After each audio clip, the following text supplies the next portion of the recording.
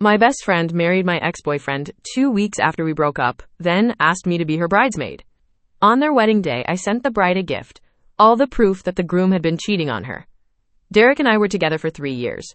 3 years of sharing a bed, a home, and plans for a future that included a mortgage, and at least 2 kids we'd playfully named. I thought he was the one. It's a laughable cliche, until you're the one living it. Until you've found a person whose brand of weird perfectly complements your own. Derek was my person. My emergency contact. My dreams. My everything. Or so I believed. The end came abruptly, like a movie scene cutting to black without warning. It was a Tuesday. I remember because we were supposed to have tacos.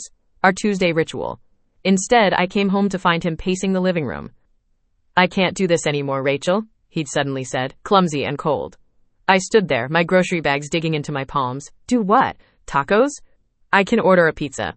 I tried for a joke, a desperate attempt to rewind the last 30 seconds. He wouldn't meet my eyes. "This, us."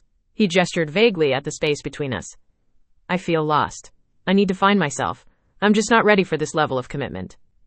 It was the cheater's trifecta, the holy trinity of bullshit excuses. I feel lost. I need to find myself. I'm not ready. I had heard these lines in movies, read them in books, and consoled friends who'd had them thrown at them. I just never, ever imagined they would be directed at me by the man I was planning to spend my life with. The breakup was a blur of my own tears and his hollow apologies. He packed a bag, promising to arrange for the rest of his things later. And just like that, 3 years of love and life were dismantled in under an hour. The first person I called was Laura. Of course it was Laura. We'd been stitched together at the hip since kindergarten. She was my other half, the keeper of my secrets, the sister I'd chosen. Her voice was the only one I wanted to hear. She was at my door in 20 minutes, a tub of ice cream in one hand and a bottle of cheap wine in the other. I collapsed into her arms, my sobs racking my entire body. I cried on her shoulder for hours. She held me, stroked my hair, and murmured all the right things. "He's an idiot, Rach. He doesn't deserve you. You're so much better off without him. He'll realize what he lost. Just you wait." And then, exactly 14 days after Derek walked out of my life, my rock crumbled, revealing the snake that had been hiding underneath all along. And then, exactly 14 days after Derek left, everything started to make sense in the worst way. I found out by accident, when Mark, a mutual friend, mentioned it casually. "Hey, did you know Derek and Laura are a thing now? Saw them at the movies last night." Kinda weird, right? The world tilted on its axis. "A thing? What do you mean, a thing?" Mark's face fell as he realized his catastrophic misstep. "Oh God, you didn't know? Ratch, I'm so sorry, I just assumed." But I wasn't listening anymore. The blood was roaring in my ears. A thing, Laura and Derek, 2 weeks. It didn't compute. It was an equation that my heart and brain refused to solve. The woman whose shoulder I had cried on was now sleeping with the man I was crying about. The betrayal was so profound, so absolute. It was almost elegant in its cruelty. It was a double homicide of the heart. He'd killed my relationship, and she'd killed my trust in humanity. Just 2 weeks ago, she was the perfect best friend. She listened, she validated my pain, she hated him for me. For 2 weeks, she was my shadow, my lifeline. We had sleepovers like we were teenagers again, watching sad movies and trashing Derek's character until the sun came up. She helped me pack his remaining belongings into boxes, her face a mask of righteous indignation on my behalf. She was my rock. But now the rock crumbled, revealing the snake that had been hiding underneath all along. The confrontation was uglier than I could have imagined. I went straight to her apartment, the one where we'd spent the last 2 weeks plotting my emotional recovery. She opened the door and her face, for a split second, was bright with a welcoming smile. It died instantly when she saw the look in my eyes. And then, the ultimate confirmation. Derek walked out of her bedroom, shirtless, a smug look on his face that I suddenly wanted to slap into another dimension. Laura burst into tears. It was a pathetic, self-serving performance. "It just happened, Rach," she wailed, as if she were a passive observer in her own life. "We couldn't control it. The feelings were just there." Feelings. The feelings that had apparently been there, while she was holding my hand and telling me I was better off without him. The feelings that were so powerful they couldn't wait more than a handful of days after my world had imploded. Derek was worse. He was defiant, almost proud. "Look, we didn't plan it. We broke up, Rachel. I'm allowed to move on." "Move on?" I heard my voice, thin and sharp. "It's been 2 weeks, 2 weeks! And with her? The one person on this planet who knew exactly how much you broke me?" I cut them both out of my life that day. The digital scissors were swift and brutal. Blocked numbers, unfriended accounts, deleted photos. The pain was a physical thing, a heavy, jagged stone in my chest. It wasn't just losing a boyfriend. I'd lost boyfriends before. This was losing a part of my own history, my own identity. My best friend, my sister, had chosen my ex-boyfriend over me. Our entire shared universe of memories was now contaminated territory. Our mutual friends scattered like dandelion seeds in the wind. Some sided with me, disgusted by the blatant disrespect. Others took the path of least resistance, urging me to just get over it and be the bigger person. They didn't understand that being the bigger person sometimes feels a lot like letting people get away with murder. I thought that was the end of it. I thought I would be left alone to lick my wounds and try to piece my life back together. I was wrong. The movie was just getting started. 3 weeks later, a mere 5 weeks since my life had been detonated, my phone rang. It was Laura. I almost declined the call, my thumb hovering over the red button. But a morbid curiosity, a desire to know what fresh hell she could possibly be calling to unleash, made me answer. Rachel, hi. Her voice was sickeningly cheerful, as if we were just catching up after a weekend apart. I know this is probably super fast, but honestly, when you know, you know. And Derek and I, we just know. I was silent, gripping my phone so tightly my knuckles were white. Anyway, she barreled on, oblivious or indifferent to my silence, we're getting married next week, and I was hoping you'd be my bridesmaid. It would mean the world to me. You're like a sister to me, you know? The request hung in the air, so monumentally shameless, it almost had its own gravitational pull. A sister. She was invoking the very relationship she had set on fire.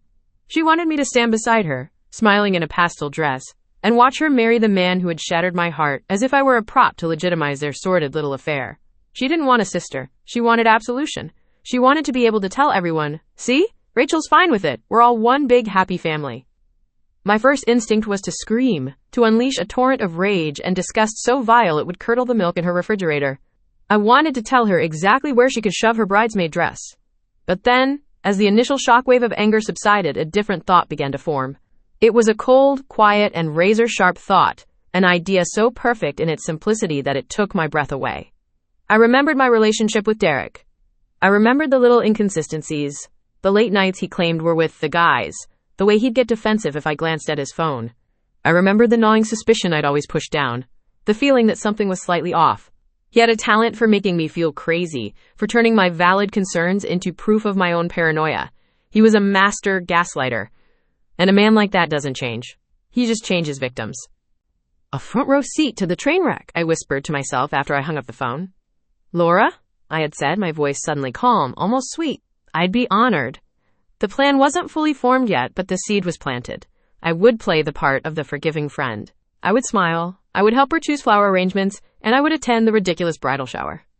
And I would wait, because I knew, with a certainty that settled deep in my bones, that Derek was still Derek. And I was going to make sure Laura finally saw it too. I didn't even have to go looking for the proof. The proof came to me. A few days later, I got a message from Qley. Qley was part of our wider friend group, a quiet observer who had always had a strong moral compass. She'd been one of the few who had reached out to me after the fallout, sending a simple message. That was beyond messed up. I'm on your side. Her new message was cryptic. Hey, can we talk? I have something you need to see. Something about Derek. We met for coffee at a place neither Laura nor Derek would ever frequent. Qley was visibly uncomfortable. Look, I feel like a total creep doing this, she started, wringing her hands. But I can't stand by and watch this happen. It's not right. She explained that she'd been on a dating app just swiping out of boredom when a familiar face popped up. It was Derek. His profile was active. Not just old, but active. The location showed he was just a few miles away. The bio was a masterpiece of douchebaggery. Just a guy looking for a good time, no drama. Qley, fueled by a mix of disgust and loyalty to me, had created a fake profile and matched with him. She wanted to see how far he'd take it. It turned out, he'd take it all the way. She slid her phone across the table. My hands were trembling as I took it. And there it was. In black and white and shades of blue. Screen after screen of conversations between Amanda, 24, and my ex-boyfriend, the man who was engaged to my ex-best friend. The messages were nauseatingly predictable. He flirted. He sent shirtless gym selfies. He suggested meeting up for drinks. He complained about his complicated situation at home, painting Laura as a demanding, insecure fiancé he was feeling trapped by. He was using the same lines on other women that he'd probably used to lure Laura in. This engagement is more for her family than for me, you know? It's all moving so fast. I just need an escape, a night of fun with a girl who doesn't take things so seriously. My fiancé is out of town next weekend. My place? But Qley hadn't stopped there. She had dug deeper. Through another friend who worked in hospitality, she'd gotten a copy of a hotel folio. A reservation for a king suite at a boutique hotel downtown for a night 2 weeks prior. The name on the reservation was Derek's. The credit card was his. He wasn't just talking about cheating. He was actively doing it. He had a well-oiled system.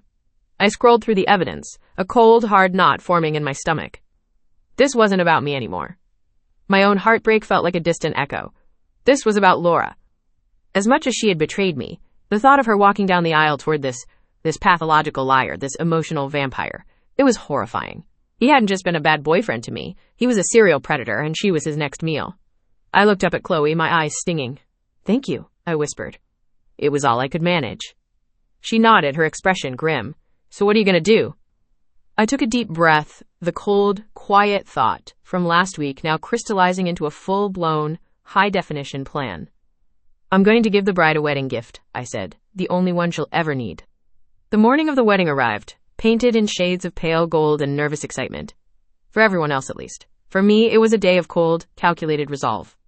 I woke up, not with butterflies in my stomach, but with ice in my veins. I didn't make a scene. I didn't plan a dramatic confrontation or a public exposé. That wasn't my style. Revenge, I had decided, is a dish best served not cold, but with surgical precision. My goal wasn't to create a spectacle for the guests. It was to deliver a private, undeniable truth to the one person who needed to hear it.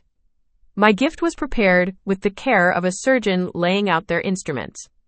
I had bought a beautiful, ornate silver memory box, the kind you're supposed to fill with wedding keepsakes. It was lined with white velvet and tied with a thick satin ribbon, the exact shade of blush as the bridesmaid dresses we were forced to wear. It looked innocent, elegant, perfect. Inside, nestled on the soft velvet, was a small silver USB drive. It was a digital Pandora's box. On it, I had saved everything. Every screenshot of Derek's dating profile. Every flirtatious message he'd sent to Qley's fake persona, and, as I'd later discovered through Qley's diligent work, at least 2 other women. There were short screen recordings, so he couldn't claim the images were static and easily faked. There was a PDF of the hotel bill, his name and the date clearly visible. It was a comprehensive, irrefutable portfolio of his deceit. For good measure, I printed out the most damning evidence on high-quality photo paper. A screenshot of him telling Amanda he wished he'd met her before he got trapped, and a close-up of the hotel bill. I placed these on top of the USB drive. Finally, I wrote a note on a simple, elegant card. My handwriting was steady. "Dearest Laura, every bride deserves to know the whole truth about the man she's about to marry before she says, 'I do.' With love, Rachel." I sealed the envelope and placed it on top of the printed photos. Then I closed the lid of the memory box and tied the blush ribbon into a perfect bow. I arrived at the sprawling, picturesque vineyard an hour before the ceremony was due to begin. The place was buzzing with frantic energy. Florists were arranging massive bouquets. Waiters were polishing glasses, and a string quartet was tuning their instruments. It was a perfect facade for a perfect lie. I found the wedding coordinator, a harried-looking woman with a clipboard and a headset. I gave her my most serene, helpful bridesmaid smile. "Hi there," I said brightly. "I have a special gift for Laura, the maid of honor, and I went in on it together. It's very personal, and she's meant to open it before the ceremony. Could you please make sure it gets directly to her in the bridal suite right away?" The coordinator, grateful for a simple, pleasant task amidst the chaos, beamed at me. "Of course! How thoughtful! I'll take it up to her myself this very minute." I watched her walk away, the beautiful, treacherous box in her hands. I saw her disappear up the grand staircase leading to the private suites. My part was done. My message was sent. I had no desire to stay and watch the explosion. That would have made it about my own gratification, my own need to see her pain. But this wasn't about that. This was about giving her a choice, a chance I never had. It was about delivering the truth, and what she did with it was now her burden, not mine. I turned, my pastel dress swishing around my ankles, and walked back to my car. The sun was bright, the air smelled of roses and fresh-cut grass. It was a beautiful day for a wedding, or a funeral. As I drove away from the vineyard, leaving the perfect facade behind me, I didn't feel triumphant. I didn't feel vindicated. I just felt quiet. I had closed a chapter. A loud, painful, ugly chapter. And as I merged onto the highway, I turned up the radio, and for the first time in months, I just drove, leaving the wreckage in my rearview mirror. I had maybe 45 minutes of peace. 45 minutes of open road, loud music, and the feeling of a weight being lifted. Then my phone started to buzz, and it didn't stop. It was a digital avalanche. First, a call from Laura's mother, which I ignored, then a text, then another. Then calls and texts from her sister, her aunt, her other bridesmaids. My phone screen lit up with a cascade of notifications, a symphony of outrage. From Laura's mom, "You are a monster. How could you do this to her?" From maid of honor Jessica, you evil jealous bitch, you ruined everything. From Laura's sister, you're dead to this family. I hope you're happy. The accusations were all the same. I was a jealous, bitter, vengeful monster. I had maliciously, cruelly, and selfishly ruined the most important day of Laura's life. Not a single message questioned whether the information I'd provided was true. Their immediate, unified reaction was to shoot the messenger. It was easier to brand me a villain than to confront the possibility that their perfect groom, their beloved Derek, was a fraud. I turned my phone off, I went home, made a cup of tea, and sat in the silence of my apartment. A strange sense of calm washed over me. I had known this would happen. I had known they would close ranks, protecting the fragile fantasy they had all invested in. But in the quiet of my own home, a question started to niggle at me. I had cut off all contact after they got together. I never bothered to find out if he had actually cheated on me with her before we broke up, or if their story of "it just happened" was true. The timeline was suspicious, but I didn't have proof. To me, the betrayal was the same either way. But now, as their vitriol poured in, I wondered, had I been too cruel? She was, once, the most important person in my life. Was there a gentler way? A kinder moment? Could I have told her privately, over coffee, sparing her the public, or at least semi-public, humiliation on her wedding day? If you were in my situation, what would you do? Will you grant your childhood friend, the traitor, a softer landing? Let me know your choice in the comment. I had given her the truth. But maybe the delivery system was an act of cruelty in itself. I fell asleep that night feeling not like a hero or a villain, but like someone who had survived a war, and was now left to survey the damage in the quiet aftermath. I didn't have to wonder what happened in that bridal suite for long. The next day, I got a call from Qley. Her voice was low and shaky. "You're not going to believe this," she said. Qley had been a guest at the wedding, my mole on the inside. She had seen it all. She told me that the wedding coordinator had delivered the gift as promised. Laura, surrounded by her mother, her sister, and the other bridesmaids, had opened it with a little squeal of delight, assuming it was some lavish, sentimental present. Qley described the scene as it was told to her by another bridesmaid who was horrified by the whole ordeal. First, the delighted smile on Laura's face. Then, confusion as she saw the printed photos. Then, a dead, bone-chilling silence as she read my note. And finally, a sound that wasn't a cry or a scream, but a choked, guttural sob of utter devastation. Her mother snatched the photos from her hand. "It's fake! Rachel photoshopped this. She's always been jealous of you." Derek was summoned. He stormed into the suite, his face a thundercloud. He saw the evidence spread out on the vanity table and immediately launched into a furious denial. "She's a psycho. She's obsessed with me. She can't stand to see me happy with you, so she faked all of this to ruin our day," he roared. He grabbed the photos and ripped them to shreds. "It's all lies, baby. All of it. You have to believe me." The friend group was irrevocably fractured. Arguments broke out in group chats. People took sides. I was painted as either a vengeful harpy or a righteous avenger, depending on who you asked. I removed myself from the drama, content to let the truth do its own work. And it did. About 2 months after the wedding, my phone rang. It was Qley again. "You need to sit down," she said. Laura had called her the night before, sobbing uncontrollably. The performance was over. The dam of denial had finally broken. After the honeymoon, Laura's sliver of doubt had grown into a gaping chasm. She had started paying attention. She checked his phone one night while he was asleep. And she found it. Not the old evidence I had given her, but new evidence. Fresh messages to other women. Plans for meetups. An entire secret life running concurrently with their brand new marriage. He hadn't even paused his affairs for their honeymoon. My gift hadn't been a lie. It had been a prophecy. And it had come true with terrifying speed. The proof she found on her own, irrefutable and current, confirmed that everything in that silver box was 100% real. Laura had filed for divorce. The marriage that was supposed to last a lifetime hadn't even lasted a single season. So that's how it ends. I don't feel smug or victorious. Mostly, I just feel an overwhelming sense of sadness. Sadness for the girl who was once my best friend. The one I shared my crayons and my secrets with. Sadness that she chose to walk into a fire, even after I showed her the flames. Laura never reached out to me to apologize. I think the shame was too great. Maybe she hoped her tearful confession to Qley would serve as a message by proxy. I wouldn't know. I've kept them both blocked, 2 ghosts from a life I no longer live. I lost a best friend and a boyfriend, but I found myself. And I'm walking my own path now, one that is, thankfully, free of liars, traitors, and their beautiful, disastrous weddings.